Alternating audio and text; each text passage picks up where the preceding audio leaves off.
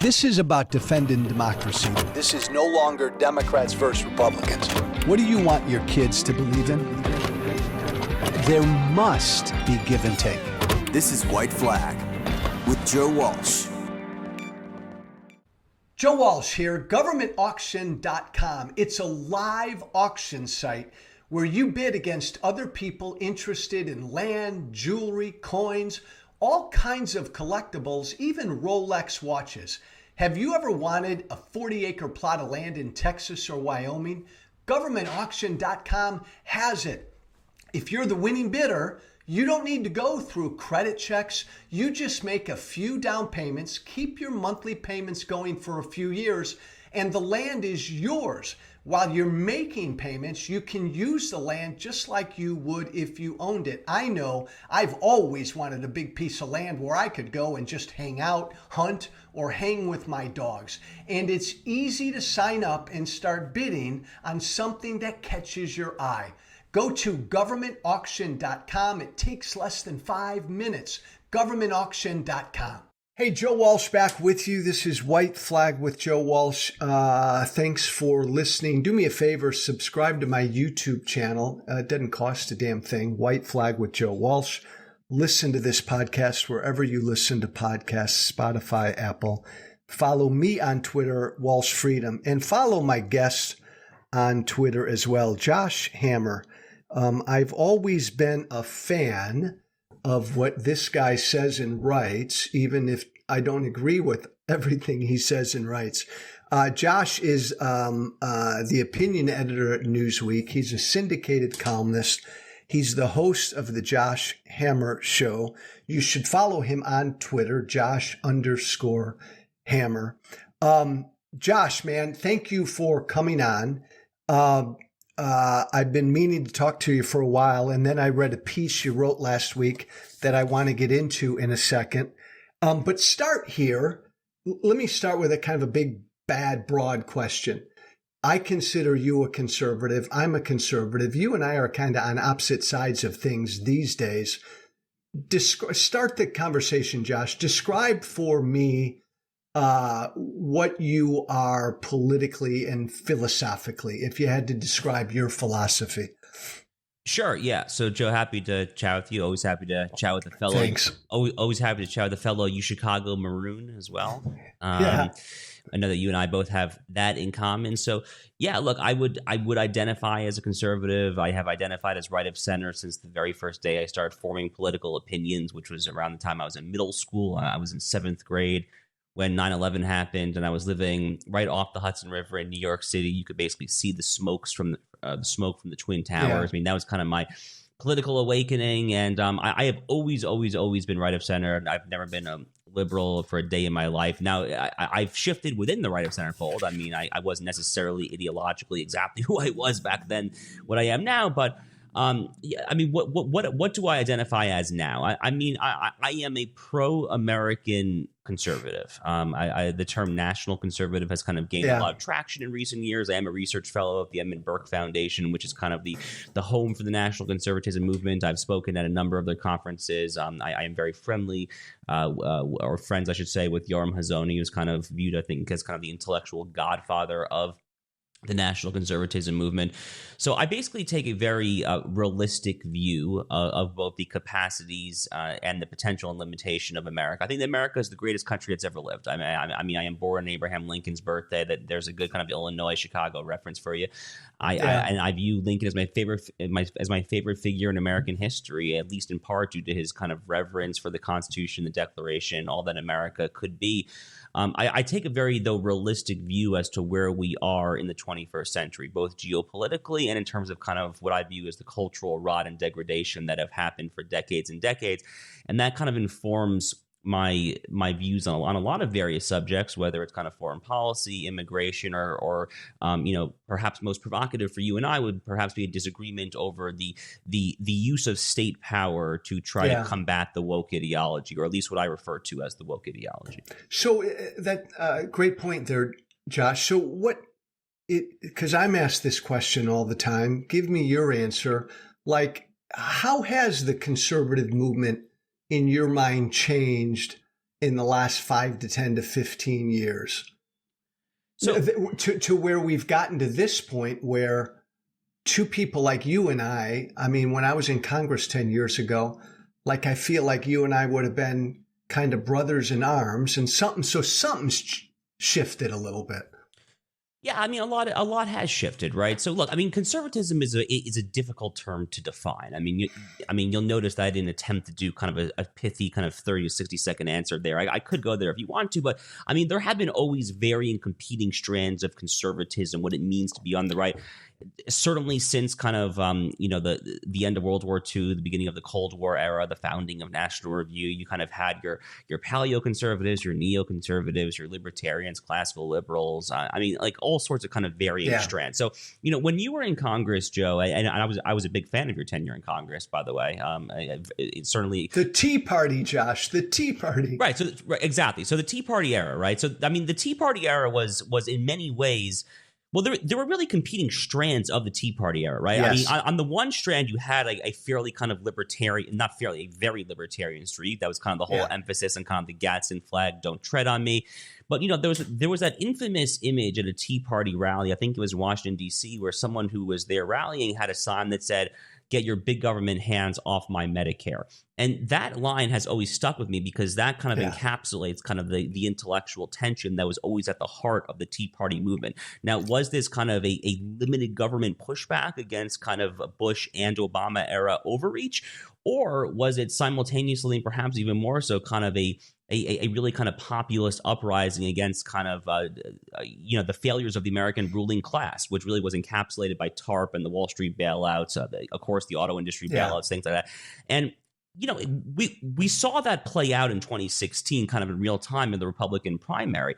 And, full disclosure, Donald Trump was not my first choice in 2016. I was very much a Ted Cruz guy in 2016. I go back a ways now with Senator Cruz. But, Trump won. And the fact that Trump won that primary, I think really did kind of crystallize where the center of gravity was for the American right, which is more in kind of a, limited immigration, kind of restrained foreign policy, realistic on trade, kind of slightly more populist, even kind of more paleo sense.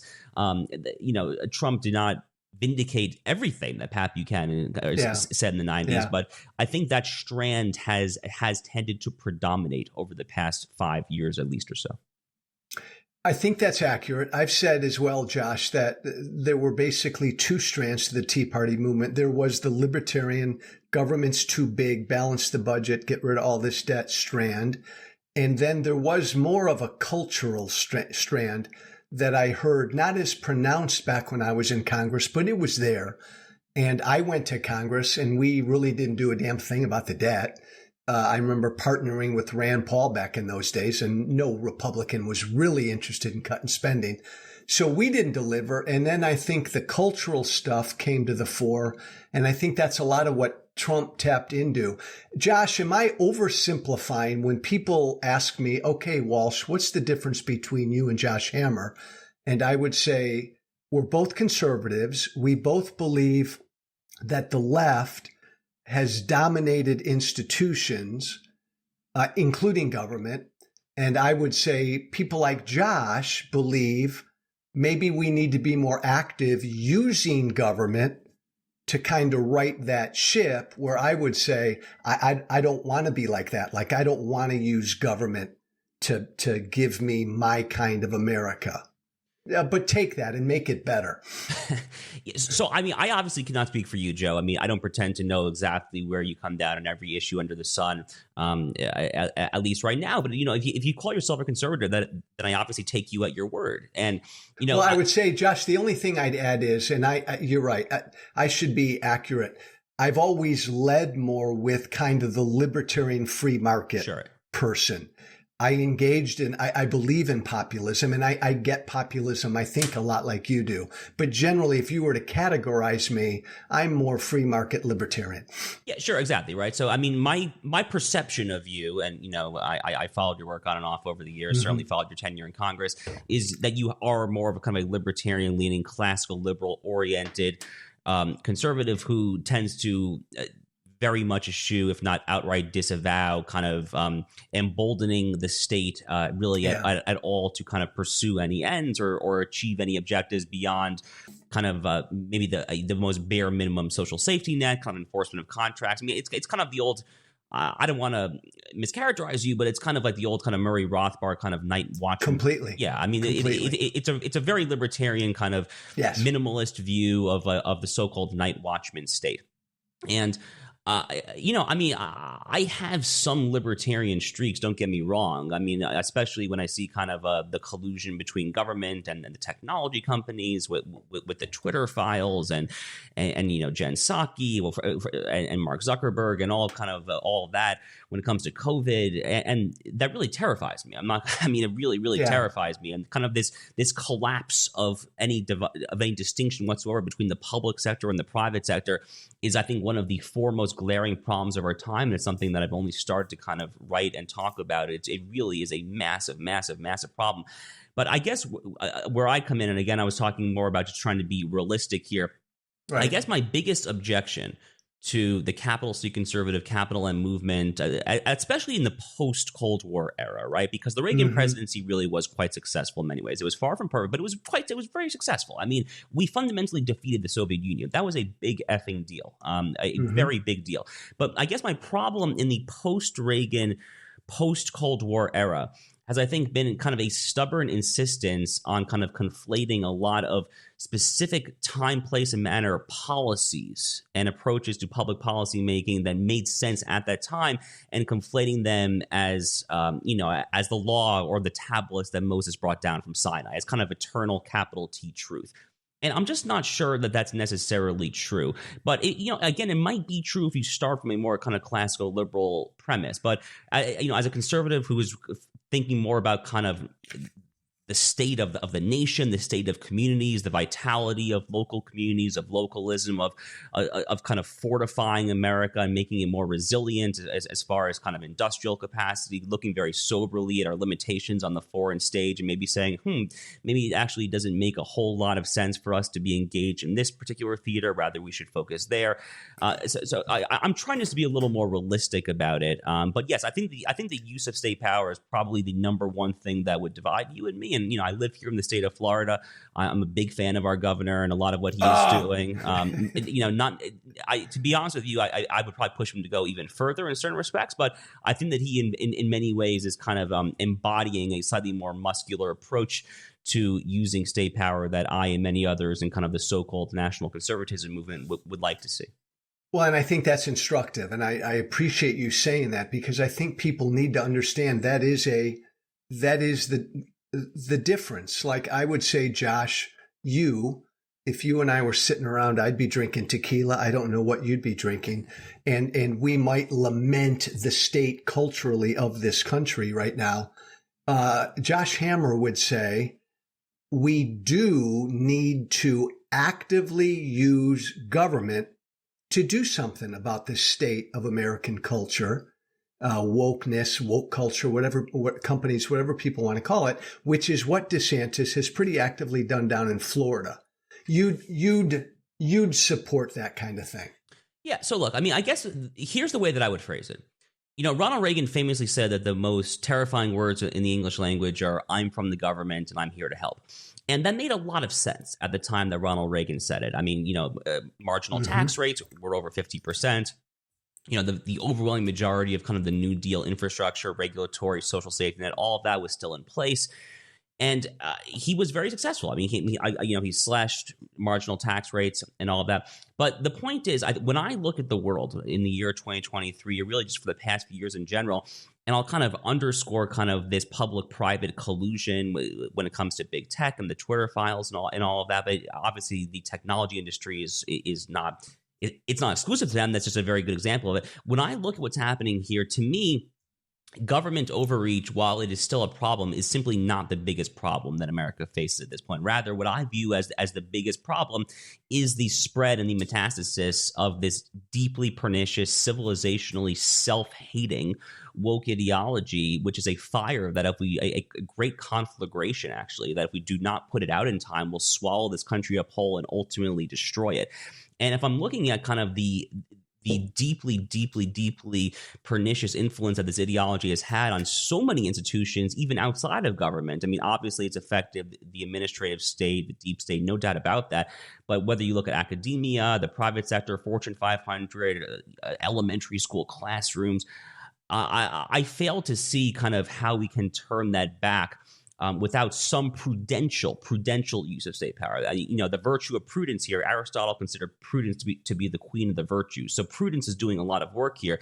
And it's certainly not exclusively a political phenomenon. Changing this culture around is going to take a lot more than state power. I don't want to oversimplify it and be like, oh, you can just do this when you're in a governor's mansion and the culture will be turned around. I think that's nonsense. I mean, Andrew Breitbart famously said that politics is downstream of culture. To me, it's a two-way arrow. So culture definitely can and should affect politics, but I do think that there is a role for the law and public policy in kind of shaping the Republican habits of mind, without which a free citizenry cannot long endure. So go ahead. Yeah. What Josh? As you look, I want to understand where you're coming from. As you look culturally at America right now, get a tad more specific with me and use this woke, pervasive culture. What specifically most concerns you?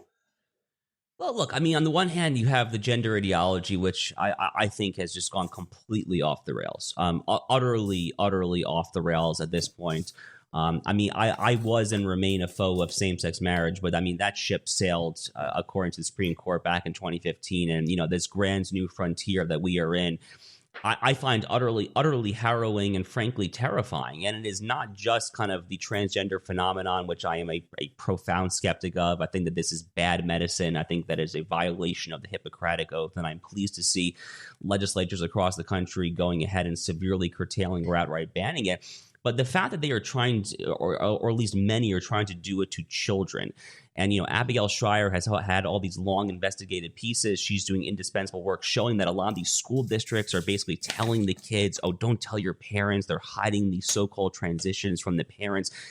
And look at what Governor Jay Inslee just did out in Washington with basically emboldening Child Protective Services to come and take a child, if I'm not mistaken, if the parents do not affirm your child's new gender.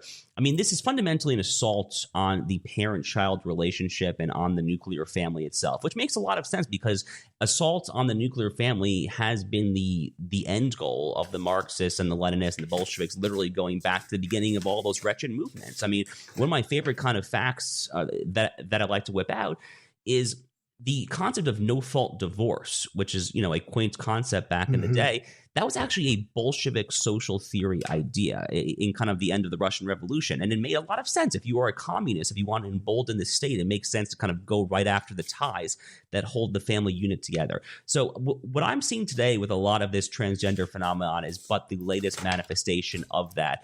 And that just worries me absolutely deeply. But this is not specifically kind of a gender ideology phenomenon. I am obviously also a deep skeptic of critical race theory, Ibram X. Kendi and 1619 Project, Nicole Hannah-Jones, and a lot of this kind of racial indoctrination. This idea that America was founded in systemic racism. I mean, what utter and complete tripe and absolute nonsense. I mean, save that, because you and I'd push back a little bit there, but save that. Let's go to gender, because that sort of was the crux of your piece that even though I had some issues with, I enjoyed reading it. Last week, Tucker Carlson and the struggle for civilizational sanity. I don't want to talk about Tucker Carlson. I think he's an utter dishonest fraud con man. I'm sure you and I disagree on Tucker, and that's fine. But the issue you bring up, the central issue you bring up, is the issue of transgenderism. And you say, Josh, that this is perhaps most clearly true, what Tucker's talking about when it comes to gender ideology and transgenderism, the framing of America's fundamental divide as a struggle between differing theological and anthropological conceptions of man. Start at the beginning with me. So we have this thing called transgenderism. From your point of view, is it something real? What is it? I mean, I think that gender dysphoria is very much like a real psychological phenomenon. I mean, it's been in the DSM for decades and decades. I think it was recently taken out of the DSM for probably crassly politicized and overtly political reasons. But yeah. I mean, I have no doubt whatsoever that people may subjectively think that they have traits or affinities or something of the other sex. That's probably been a phenomenon for as long as human beings have been alive. I just think that the proper way to deal with that is very different than not just this affirmation of it, but this rush to indoctrinate and this rush to kind of get the children up into it. But yeah, I have no doubt, Joe, that gender dysphoria is a real psychological malady. I mean, I certainly is it, Josh? Is it in your mind? Is it real that someone can be born biologically male and by 4 or 5 or 6 or 7 or 8 or 9 or 10 years old identify as another gender? No. I totally reject that. I mean, a child could probably think that he or she has affinities or maybe likes to wear the opposite clothing of the other sex, or maybe enjoys kind of the stereotyped interest. I mean, maybe there's a 5-year-old boy who likes Barbie or whatever kind of the vice versa of that would be, a girl who likes carpentry class in kindergarten or whatever have you. But you don't know that when you are 5, 6, 7 years old. I mean, it's impossible to know that because I fundamentally just reject this kind of divide between objective biological sex and subjective gender. To me, they are one and the same. But I mean, to ratify a child whose brain cortex, whose various kind of brain functions are not even close to finishing developing. I mean, the human brain does not finish developing until you are in your early to possibly even mid-20s, depending on the part of the brain, if I'm not mistaken there. I mean, to think that these children know that they are the other to me, that is totally so then nonsense. Okay, then Josh, is there an age where someone like you would say, you're 17, 18, 19, 20, you are a transgender woman, you identify as a woman. Is there a certain age where you'd acknowledge, at least for that person, it's a real thing? Again, the answer is no. I mean, it's real insofar as it's gender dysphoria, and I have great sympathy, by the way, for people who experience this. I don't know what that is like. I have never felt that. I can only speculate or imagine what it feels like. But gender dysphoria again has, for as long as the DSM was alive until just a few years ago, was a universally recognized psychological malady. And, the treatment properly for that is the same treatment that it would be for any other kind of psychological malady, which is consulting. And maybe there is some role to play for medication or prescription drugs, but the psychological process. Now, look, there are some people I think who do make this kind of hard divide between children and adults. Donald Trump Jr. actually was kind of getting at this just a couple of weeks ago in kind of the aftermath of the Dylan Mulvaney Bud Light fiasco, where he had this podcast interview where he basically said that he said he is quote unquote liberal on the issue of transgenderism. He really just doesn't want these 3, 4, 5-year-olds. And I think some people, that's probably a popular stance, right? The implicit thing that is happening there for people who make that argument is they are relying on an underlying paradigm of consent to form your opinions here. In other words, if you're under 18, 16, whatever the age of consent would be, you can consent, but if you're an adult, you consent. And I think that's a fine place to start, by the way. I mean, a lot of these, red state legislatures are starting with curtailing or banning this for minors based on kind of a consent-based argument. To me, that's a fine place to start. But it's necessary but insufficient, I would say, to kind of use a legal term.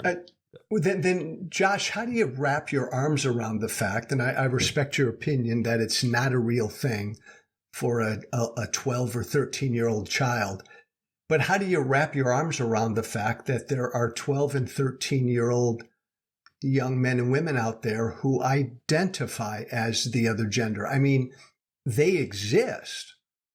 Like, they're out there right now. So what are they if it's not a real thing? And how do we as a society deal with it? Well, again, it is a real thing insofar as gender dysphoria is a legitimate psychological concept. But what's fundamentally happening when you have all these children, especially teenage girls, who are the most impacted by this, who are self-identifying as a gender that is different than their biological sex. It's a social contagion. I mean, America has had any number of social contagions. The Western world has had a number of social contagions. Again, I mentioned her earlier. But Abigail Shrier wrote a whole book on this just a few years ago, referring to the transgender craze, especially among teenage girls who are most apt to kind of say this and have these surgeries. She referred to it as a social contagion. And, I mean, the numbers don't lie on this. I mean, just last year, Princeton University's freshman class, I think it was just under 40%. It was like 35 to 37% LGBT or something like that. I mean, there's simply just no way whatsoever that is kind of a representative crosshair of the people who, absent social pressure or stigma or any kind of social forces would identify that way. There was clearly kind of a social contagion going on here. I mean, I'm not sure what else. What's interesting about that, Josh, I read somewhere after that came out, I read somewhere last week that number really hasn't changed much over time. There's always been this element because it includes maybe people who had a same-sex attraction or, I mean, things that can be common at that age. So that number hasn't changed that much. But I'm curious though, and again, if I'm stupidly simplifying this thing, hit me over the head. We've got this issue of boys and girls, young men and women who identify as the opposite, as the other sex, as the other gender. You say it's just gender dysphoria. They truly identify as the other gender. It's like it's real, even if you don't, like it exists, even if you don't think it shouldn't. Of course it exists. And the reasons for that would be some combination of social contagion, indoctrination in the school system, indoctrination in the after-school programs, a failure of parenting, or the various other kind of Tocquevillian institutions that separate citizen and state that are responsible for kind of forming the virtues and really just for fundamentally teaching. I mean, children are by their very nature impressionable. I mean, I'm not a parent yet. God willing, I will be in the not so distant future after my wedding later this year. But when you are a parent, I don't intend to let my children just say or do whatever they want. These are young, impressionable minds that are actually they are thirsting for inculcation, for guidance, because they don't know any better. I mean, this takes us literally back to Edmund Burke himself. I mean, Burke is famous for the proposition that there is great wisdom embodied in tradition.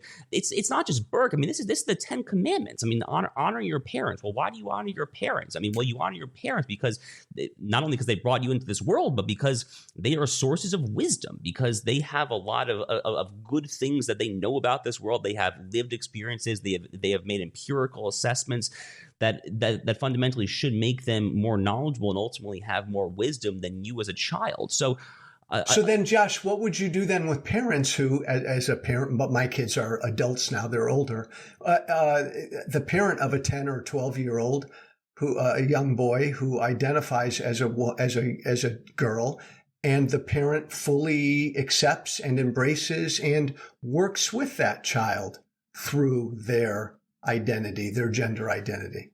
Yeah, I look, I mean, I don't have such an overweening conception of state power that I would seek to kind of ban parents from subjectively telling their children that they are this or they are that. I simply don't think that the rule of law should in any way amplify or incentivize it, or arguably should even condone it. But I mean, I certainly don't have a conception of political power that would kind of get the rule of law involved in the parent-child relationships. I would profoundly disagree with that parenting decision. I think that is bad parenting. It's based on it's based on a false understanding of human anthropology. It's based on a false understanding of truth, sexual dimorphism, the role of men and women, and all of that. But I'm not going to tell you that I would kind of ban a parent from subjectively ratifying the children's misleading or false conception of who he or she is. So then, and I would concur with that, obviously no state power in that decision, is then So the issue of individual freedom, even for someone like you, who does want to see a more active government addressing some of these issues, there's not really a government solution to this, to stopping this. At the end of the day, it's individual freedom, it's parents' rights, it's not the state. So look, I mean, there's nothing stopping someone from calling him or herself a different name. There's nothing wrong. There's nothing stopping someone from requesting use of different pronouns. Whether those pronouns can or should be ratified depends on the venue, depends on the forum. Judge Kyle Duncan, I thought, had an excellent opinion in the Fifth Circuit, the federal court that I clerked on, in a case called Varner back in January 2020, explaining why the Fifth Circuit would actually not do so in that particular case, but it's up to each venue to make those decisions. Joe, if you decided tomorrow that you were a woman and you wanted to change your name from Joe to Jocelyn, you have a legal process for doing that, and I would call you Jocelyn because you have actually legally changed your name. Rather, the things that I am more interested in banning is the desecration of the medical profession and the bastardization of the Hippocratic Oath, that is chemical castration, genital mutilation, chopping off of healthy breasts of teenage girls who subjectively wake up one day, think that they are the opposite sex, things of that nature. Using the same sort of puberty blockers that people use for sex offenders in prison, the worst of society. That is the kind of thing that I strongly object to, but there is nothing stopping someone from subjectively identifying as something else and or legally changing your name. So then drill down with me there. That's interesting, Josh. I mean, when we talk about gender affirming care, we're talking about, therapy, assessment, mental health care professionals, all of that. And then we're talking about another stage, puberty blockers, and then down the road, another stage, actual surgery. Is at one of those stages, there needs to be state intervention? Yeah, look, so the rule of law, the rule of law, which is nothing if not a codification of morality, I think it's impossible to understand law as anything other than a tool of values or morality. The rule of law should reflect the truth about human nature, which is that there is man and there is woman, Genesis 1:27, but also just empirical reality. Anyone who lives day to day should be able to recognize that sexual dimorphism is a thing in human beings just as much as it is in every other species of the animal kingdom under the sun. So the rule of law should reflect that. And, as but one kind of rudimentary kind of answer to that, if you're on but Josh, should they sorry to interrupt, because I love talking to you because I always find this so interesting. Should the rule of law be based on Genesis 1:27? Should the rule of law be based on what's written in the Bible? Whose Bible? The rule of what law word? should be Who's based. God? The rule of law should be based on objective morality and truth. And I think objective truth is that there is man and there is woman. I mean, that's very, I think that's 5 years ago, that would have been a totally uncontestable proposition that if there is anything that we know to be true about the human condition, it is that there are two sexes, there is man, there's woman. How do we know that? I mean, we know that for a million different reasons. I mean, take the Bible totally out of it. We know that because going back to the 1950s, when we first discovered DNA strands, we know that there are XX chromosomes and XY chromosomes. There is no other possibility. So, I mean, sexual dimorphism is very, very real. I mean, we know that for any number of reasons there. So you don't have to go back to Genesis or the Bible or anything like that, even though, in this case, the science and the revealed truth are perfectly complementary and support each other. But where do you put homosexuality in this whole discussion? Or is it completely separate? I think it's a separate conversation. I mean, human beings have had homosexual inclinations going back to the beginning of time. I mean, we know that because the Bible speaks on it. We know that because there's all sorts of evidence that the ancient Greeks had a very different view of homosexual relationships. I think than kind of the early Jews and the early Christians did. So, society has very different, or at least had different kind of. Go ahead. So here's what the libertarian would say to you, my friend, and I love the way you posed it. Is the empirical reality as you just said, rooted in Genesis 1:27, rooted in basic morality, there are men and there are women, or is gender fluid? The libertarian in me would respond, well, that's up to each individual. You know, there are a lot of people who believe gender's fluid. There are a lot of people who believe there's men, there's women, that's it. So I leave it up to everybody to decide their basic concept of gender. Yeah, my response to that would be that there is no neutral way out. This has kind of been like this has been my big shtick of everything for the past few years, whether it's constitutional interpretation, whether it's economic policy, whether it's immigration. I fundamentally reject the idea that government can be neutral about anything. I mean, let's take drug policy as but one example here. So, you know, whether you agree that marijuana, cocaine, whatever should be legal or illegal, let's take marijuana. So, you know, a lot of people out there, you know, this ship is quickly sailing, at least in a lot of states. I used to live in Colorado. I've seen it firsthand. So a lot of people say like, oh, it's not my business if you want to smoke weed, whatever. You know, but if the government then, by legalizing marijuana, even under kind of a purported kind of John Stuart Mill live and let live paradigm, the rule of law is placing its imprimatur of legitimacy upon that act, and it is making a moral assessment. So it's actually not neutral. Go back to Lincoln Douglas. We mentioned him earlier. When they were debating in your state, Illinois, back in 1858, you know, time and time again, Douglas would kind of hammer Lincoln over the head and say, who do you care? You're trying to enforce your morals on the people in the Western territories, popular sovereignty, let the people decide. And he claimed to be this is Douglas's kind of great debater's trick. He claimed to be morally neutral on the question of slavery, but he was not. He was actually pro-slavery because by failing to condemn it universally, he was implicitly ratifying it. And this is kind of my thing over and over again. So to take a more kind of modern example, let's take kind of you know, NAFTA and you know, and kind of the whole, you know, WTO, kind of the global free trade regime, which in kind of the 1990s became kind of the so-called Washington consensus, the bipartisan consensus in favor of kind of unadulterated free trade. Now, a lot of people say that free trade is morally neutral because the state is not doing anything, it's just letting the chips fall where they may. But even that actually, again, is an implicit value judgment in favor of consumption over production. Well, maybe that's actually not necessarily the best way it should be. Maybe it's gone a little out of whack. So, you know, I could go on and on here. I have lots. No, I agree, and Josh, I agree with that. I agree with that fundamental premise that all law is not neutral. Every law has an objective and a focus. I guess though, like that butts up against individual freedom. I guess then, like, there are many areas, though, where I just don't want government involved. I understand that no law is neutral, but there are certain areas where there shouldn't be government law. Like when whoever I want to sleep with, or however I want to identify, or if I want to change my body surgically.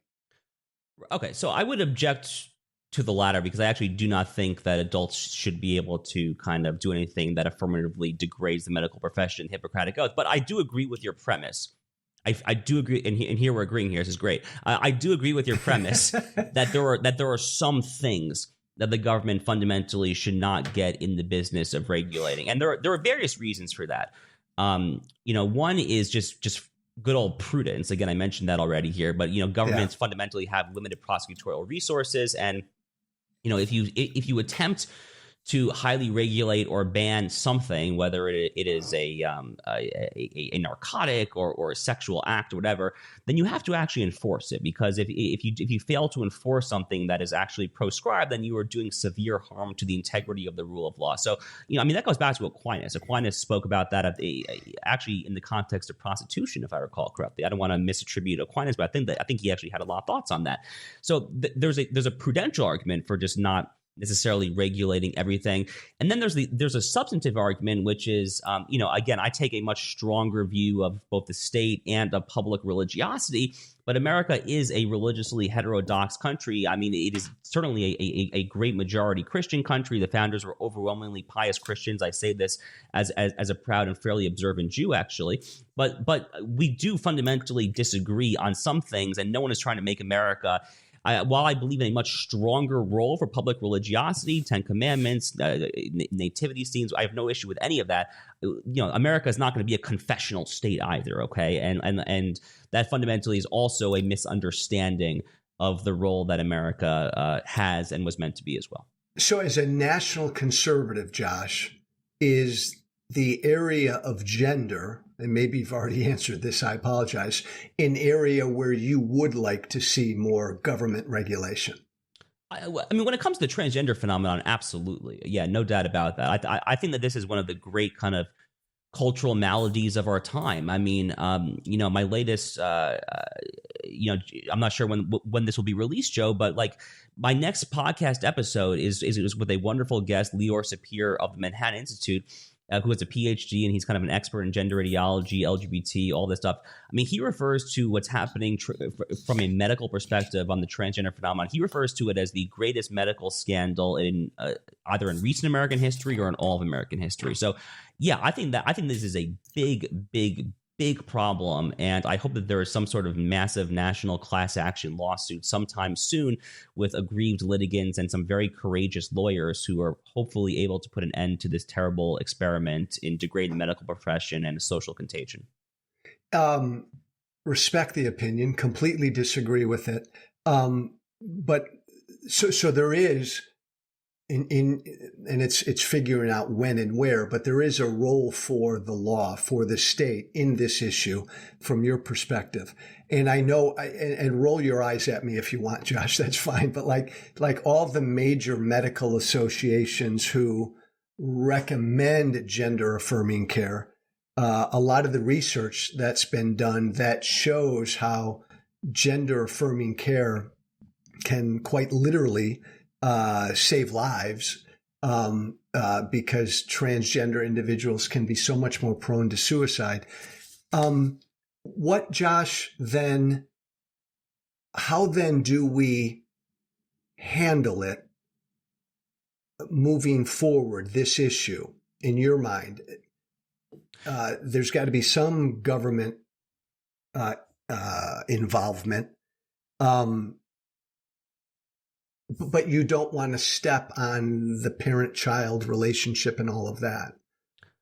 So look, I mean, when it comes to the empirical data here, there's a lot of data to suggest that depression rates and tragically suicide rates actually go up over 15, 20 years after these so-called surgeries are made. Now, we are in the very early stages of this terrible experiment, so we're not going to actually have a definitive kind of empirical assessment of the scientific literature for years, perhaps a decade or more. But the early signs are not good. Now I have no doubt that some people would get depressed or would tragically commit harm to themselves if they do not get these treatments. But again, the early data suggests that even more will do so if they actually get the treatment. And what do you do then, Josh? Do you consider it to be a mental illness?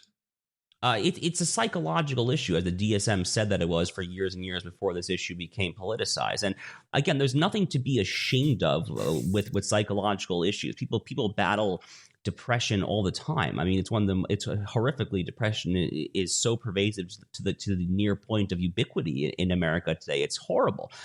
So I think that there are treatments for this sort of thing, and as is often the case, kind of our forebears probably knew what to do with this slightly better than kind of chopping off the healthy breasts of 13-year-old girls or chemically castrating a vulnerable 8-year-old male child. Well, but to be fair, I think you'll agree with this. When we talk about surgery, I mean, generally the surgery that goes on out there is, we're talking about adults, kids in their late teens, 18 and beyond. There's not a lot of 8, 9, 10, 11-year-olds having their sexual organs changed. I mean, there are. That's why, like, a lot of red state legislatures are going about banning it. Is that this is happening? It absolutely is happening. You'd acknowledge most of the almost all the I'll be stronger. Almost all the surgical procedures are with men and women 18 years old and older. I don't have the data, so if you can show me a study that says X percentages, then I'm not going to be able to whip out statistics to doubt that. But it definitely is happening for any number usually teenagers. I mean, I would agree that kind of under 10, based on my understanding, is somewhat rare. But it's absolutely happening to a number of teenagers. To kind of go back though to this idea of whether this is a good or a bad idea from kind of an empirical and scientific perspective here, this is actually one instance where Europe has actually been to the quote unquote right of the United States. So in the UK, in Sweden, and if I'm not mistaken, also in Finland, over the past year and a half or so, they have all actually publicly kind of sounded the alarm and said, whoa, we probably should hit a pause button on this until we get a greater empirical assessment to make sure that we are not actually doing harm. So, Britain, which obviously has socialized medicine, massive tax rates, blah, blah, blah, they're actually well to the right of the United States on this issue here. And, I have friends in the UK, and they tell me that the US is kind of increasingly exporting kind of various elements of the so-called woke ideology over there. But this actually is one instance where I think this kind of deeply pernicious kind of, again, what I've referred to as civilizationally self-hating woke ideology has been able to make greater institutional incursions in the United States than it even has in Europe. So that's actually been very interesting to see as well. And a bit of a black pill, quite depressing, but it nonetheless is true. Yeah, what really, Josh, helped change me a lot on this issue was the number of transgender men and women I've spoken with. And I don't think I've spoken with a number over the last few years. I don't think I've spoken to a transgender man or woman that loved the fact that they were this way, or like this was the easy way to be, or, I mean, it's been a difficult road for every single one I've spoken with. And I'm with you in that this is an area where research is so necessary when we talk about gender affirming care. And right away, look, there are extremes on both sides. And right away, so many people on the right away go to surgery, when the almost all gender affirming care for children is all of the mental health support and the assessment and the therapy, all of that. I mean, if you've got, Josh, 9, 10, 11, 12-year-old kids who identify as another gender, there needs to be some loving, helpful therapy. Yep. And that's a big part of gender affirming care. I'll give you the final word on this topic. Sure. Yeah. I mean, look, I agree with everything that you just said for the most part, other than kind of, bringing in kind of physical or medical physiological interventions into the ambit of therapy and care. I mean, again, my heart goes out to an 11, 12-year-old boy or girl who thinks that he or she is uncomfortable in their body. But again, it is, as Abigail Schreier says, it is a social contagion. It is girls looking on Instagram, seeing people who are skinnier than them, thinking that they're never going to get a date, they're never going to kiss a boy, things of this nature. So there is a remedy for it, but it is not these deeply unproven medical interventions that can irreparably harm the sexual functioning. I mean, a lot of these so-called surgeries for men and for women will forever deprive. I mean, I not to like go so explicit here, but I guess I'm going to go there. I mean, they will forever deprive these children of the ability to ever reach sexual climax. Or I mean, that is deeply, deeply dispiriting stuff. Again, a lot of these puberty blocking drugs, a lot of the ones that are being thrown out there for 12, 13, 14-year-old boys and girls are literally the drugs that we give to sex offenders in prison, like the worst of the worst. Well, yeah, God, Josh, you and I could talk about this for 4 hours. Agreed. We've been using a lot of those puberty blocker drugs forever. Fairly common in the past for children who hit puberty too early. I've just read so much research too that if someone is transgender and you wait until they're an adult to provide gender affirming care, it's too late. I'm not talking about therapy or surgery, but to wait to provide any kind of care until they're adults just seems to me to be super, super late. Josh, quickly moving. But what's interesting is two different conservatives here, and if I'm getting you wrong, again, hit me. Even would you want the state to intervene if a 25-year-old adult wanted to get full surgery? So let me just quickly answer the last part of your question, which was I want to just quickly clarify. I have no issue whatsoever. In fact, I would affirmatively encourage therapeutic psychological care for under 18, 12, 13-year-olds who are struggling with this. To me, that seems like a very good idea. I would like to see more of it. I just don't want to see the recourse of these deeply unproven and irreparably harming medical interventions done. On your and by the way, for everybody listening to us, this is actually common ground. Josh and I agree here in that the biggest aspect of gender affirming care is this intensive therapy with parents and professionals and all of that. The most controversial aspect of gender affirming care is surgery. Go ahead, Josh. Well, to be clear, I would not like to see the proliferation of therapies that would encourage someone to identify as a gender that is not in line with their sex. I would prefer a very different course of substantive psychological treatment. But let's count that aside and move to your other question, which is 25-year-old adult. Okay, so this is what I was getting at earlier with kind of this idea of consent. So, I think for a certain type of kind of classical liberal, consent is kind of the be all end all, right? This is kind of the John Stuart Mill approach, which is who cares what you do, just live and let live. If you want to get high, if you want to do this, if you want to do that, and I think that paradigm of consent does appeal to a lot of more kind of classical liberal or libertarian inclined conservatives. But for someone like myself, who views transgender surgeries not just for minors but for anyone as an undermining of the medical profession and as fundamentally a war on truth and biology itself, I do not think that the rule of law, which ultimately is a codification or an instrument of morality, I definitely do not think that the rule of law should condone this. And I do not think that it should be legal at all. But that is a more complicated question, and I applaud. I definitely applaud the conservatives and I guess some sympathetic liberals across the country who are voting to curtail or ban this for children. That strikes me as a deeply prudential and logical place to start. But for that reason, I would not stop there. My national conservative friend, two broader questions. This is a Christian majority country. In some of what I've read when it comes to national conservatism, national conservatives, Josh, have talked about the fact that public life should be rooted in Christianity. Now, that kind of language scares me, but explain it to me. Well, as a Jew who keeps kosher as a kosher kitchen, I wrap tefillin and pray every day. I've been one of the kind of leading exponents of what you just said, and it does not scare me at all.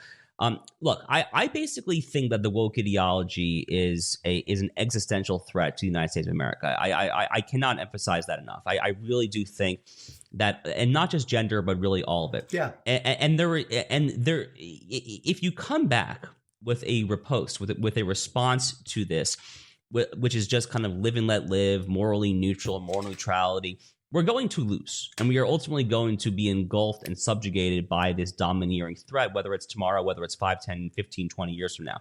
The only thing that has any chance in hell of withstanding this tide and pushing back is a different kind of substantive anthropological argument about mankind, about justice, truth, all that stuff. But I love you, brother. But like I'm going to push back my libertarian. Here I go. Like whose morals? Who's God? Who gets to decide this America stuff? is still a majority Christian country. It happened to be founded on profoundly Christian But precepts. we're not a Christian nation. We're a secular nation. I do not agree with that at all. It is. I wouldn't call America I wouldn't use that specific phrase Christian nation, but it is a nation heavily inspired and rooted in biblical Christianity, 100%. I mean, but we don't have a state religion. We don't have a So we do not have a national religion. That of course, is the Establishment Clause of the First Amendment. I'm actually working on a long essay on that clause right now. But if you look at the great constitutional scholar Philip Hamburger, you see, Joe, you're getting right into my wheelhouse here. If you look into Professor Phil Hamburger and his wonderful scholarship on the Establishment Clause that Justice Clarence Thomas, among others, has cited, the Establishment Clause of the First Amendment was actually there really just as a federalism provision. So it was a deeply prudential kind of compromise to get the 13 colonies really to ultimately unite, and was answering kind of some of the anti-federalist objections. But the Establishment Clause reads, Congress shall make no law respecting an establishment of religion. But it was understood, and in fact, it was the case that the various states actually would, and indeed, they for the most part, Connecticut and Rhode Island are a little different, but all the other original states really did have state religions. I mean, the Commonwealth of Massachusetts was officially a Congregationalist Commonwealth until 1833. It was the established religion there. So there's that. Actually, you're not advocating for that, are you? I don't have a particular issue with it as long as robust free exercise provisions are still in place, as they were at the time of the founding and as they would be today. I mean, no one would be taxed, to give to a certain church or anything like that.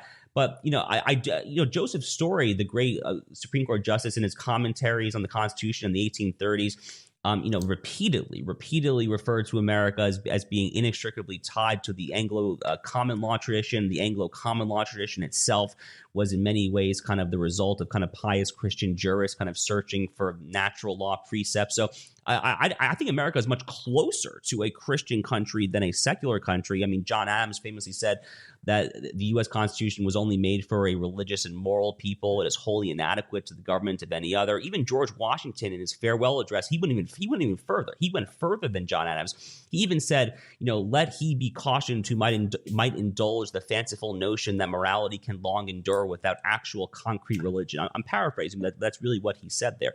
So, look. No, I agree, Josh, and I agree with where our founders were at. And I agree that this is a nation founded upon Judeo-Christian values and principles, all important. But sacrosanct is the fact that we don't have a state religion. And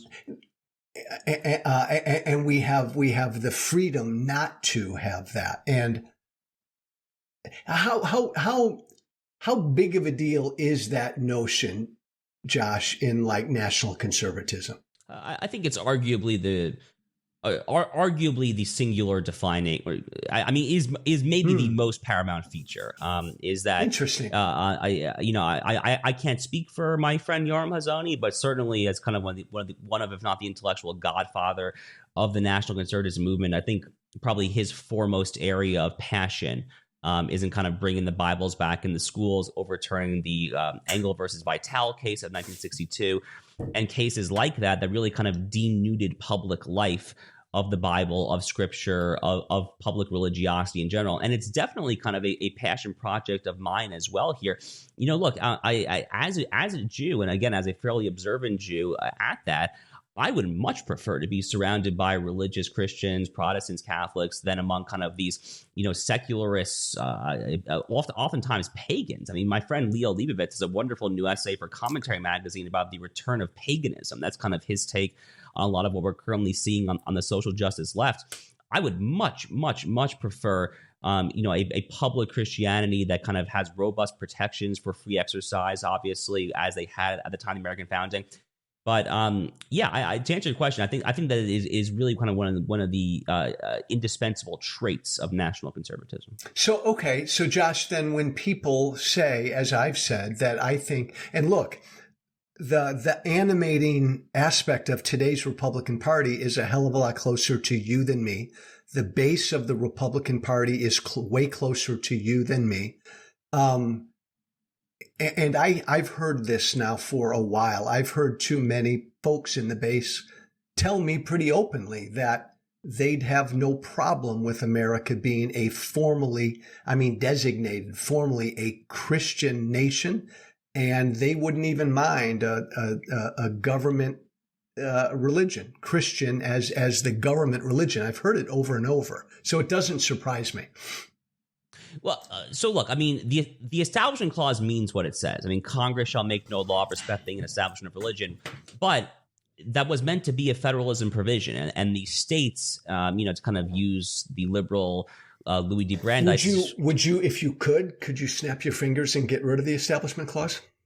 No, I think that compromise is actually a perfect compromise. So the federal government, the national government, I mean, our laws should be imbued by the Judeo-Christian tradition. By the way, it's not just conservatives once upon a time who thought that. There's this wonderful, wonderful quote from Illinois' own Barack Obama when he was U.S. Senator back in 2006, who had this wonderful quote on the floor of the Senate talking about how I don't remember it verbatim, but he basically says, the secularists are wrong when they tell people of faith that they cannot bring their morals into the public sphere. Of course, they can bring their morals into the public sphere. What is the rule of law, if anything, other than a codification of morality? I mean, that was Barack Obama literally speaking on the U.S. Senate floor. The New York Times quoted it. It's buried in like the 30th paragraph, but it's one of my favorite quotes.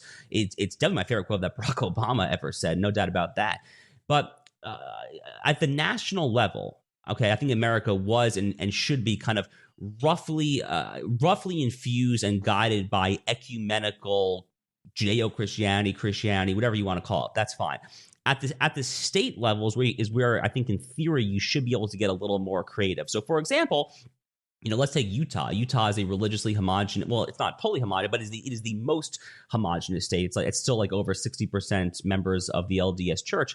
In my preferred federalism lay of the land, I think that Utah should be able to use tax incentives and things like that to promote Mormonism, even if it's at the exclusion of other Christian and Jewish faiths. Again, as long as there is free exercise for minority believers as well. This is such a great discussion, and everybody listening to us, I'm fascinated, and I find Josh always thought-provoking, even when I vehemently disagree with damn near everything he says. I really appreciate this, Josh. One more quick one, but it's a big one. You've spoken of your love for federalism, as do I have a love for federalism. Part of what I've read in the National Conservative Guiding Principles, where immorality reigns, the national government must intervene energetically. Again, that gets my federalist libertarian cackles up. Where immorality reigns in certain states, the national government's got to come in and do something about it. What does that mean? So, look, I mean, the statement that we put out last July, I think it was the result of a lot of drafts back and forth. There were dozens and dozens of people who signed it. So, that statement does not necessarily exactly speak for anyone in particular, but I think the concept that we were trying to get at here on this particular line that you're flagging is that federalism it's ultimately not an end unto itself. It is a deeply prudential and efficacious means. It is very effective for allowing people to kind of live within their own kind of spheres of like-minded people. But it ultimately is not an end unto itself. And, let's go back to Lincoln and Douglas. I mean, that ultimately is kind of the best example of this phenomenon, right? So, I mean, would federalism kind of solve the slavery question in 1858? No, of course not. I mean, the reason that we remember Abraham Lincoln and not Stephen Douglas is that we didn't necessarily agree that everything should be left to the states. Rather, there are some things that are so obvious, that are so fundamental to any just regime, especially a regime like ours founded upon the Declaration of Independence and our appeal to our creator, made all these truths, all men are created equal, blah, blah, blah. There are some ideas that simply cannot be left to the states whatsoever, that are such a middle finger and affront to everything that this country was supposed to be, everything that it should be, again, to truth, objective morality, all of that. That the national government. Agreed. You and I may draw that line at a different place. I mean, obviously, slavery, yes, the national government intervenes. The state of California wanting to teach critical race theory in a certain way. Are you going to call the national government in to do something about that in California? Look, I mean, critical race theory, I mean, education in general is overwhelmingly a state issue, right? State issue. I would not be kind of running to the halls of Congress demanding a national law on that. I'm not necessarily opposed to it if it's constitutional. Maybe it would have some constitutional issues, but I mean self-described NACONs, I think, will kind of prudentially kind of agree where to draw the line. But the point of the slavery example is merely to kind of demonstrate that there is some point at which a mere appeal to federalism or popular sovereignty or localism is ultimately hollow and falls on deaf ears, because there is a higher principle here. So federalism is a prudential means. It is a tool of statecraft, but it is at the end of the day not an end unto itself. Agreed. My fear when I read that was that may be an effort to crack down on certain things that you may not like going on in blue states. Hey, Josh, final question, personal one. It's my favorite question. What's one thing that you wish people understood about you? I love this question. I have to say, I was not expecting that question. No, I love it. It's my favorite. Take a minute and think about it. I ask everybody that question. Sure. So look, only those who know me well will know this about me. But I have a fairly hard-edged approach to politics, as you just heard, and my columns, my podcasting is fairly hard-edged. But I on a personal level, I'm actually a very deeply kind of sentimental person. I am, I guess, as my fiance would say, kind of in touch with my emotional side. We lost my parents' dog recently, and that was deeply emotional for me. Definitely shed many tears over that. I'm not necessarily kind of, I think, the monster that many people on the left or even some of our libertarian friends would paint me as. I have a specific view of politics, but Joe, I think if you and I were to kind of go out in River North or anything like that, we'd have Chicago, a fucking blast, and to grab a beer, I think we'd have a great time. Well, and what the point Josh is making is really important. Josh is a public person. I'm a public person. You become a caricature, and you become a monster to people who disagree with you. And I think that's a really good point. If people just read what you write, if they disagree with you, they might think you're a monster. My experiences with you, knowing you, you're a damn good guy. And Josh, I appreciate it. Follow Josh Hammer on Twitter at Josh_Hammer. He's the host of the Josh Hammer Show, syndicated columnist, the opinion editor at Newsweek. He's always someone interesting and engaging to follow. Hey, brother, thank you. I appreciate you coming on. Joe, it's a fun conversation. Thanks for having me. Thank you for listening.